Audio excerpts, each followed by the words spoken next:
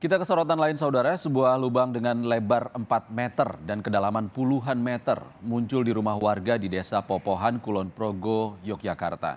Lubang pertama kali muncul Maret lalu dan terus membesar. Warga mengaku khawatir lubang yang terus melebar berdampak terhadap tempat tinggal mereka. Awalnya lebar lubang hanya 1,5 meter. Namun kini melebar hingga 4 meter dan semakin mendekati rumah warga.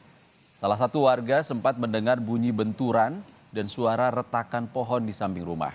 Ketika diperiksa, 4 pohon hilang dan masuk ke dalam lubang. Usai kejadian, lokasi di sekitar lubang ini ditutup, dipasangi pagar demi keamanan warga.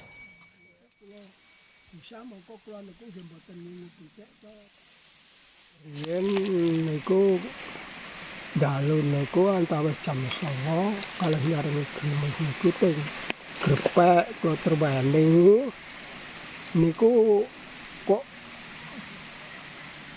pang rambutan niku kalih pang jati niku do pokleh. Nek niku terus sak kitran werna-werna niku wau tumut bengkah sak kiwa tengene niku ning kula Trowani niku bolongane niku wane ciut kok suwe-suwe niku mundhak ombong kanteran ten kitran salam rambutan pelem. Yang pasti kita mengamankan warganya untuk mengedukasi yang dekat lubang itu untuk sementara tidak tinggal di situ.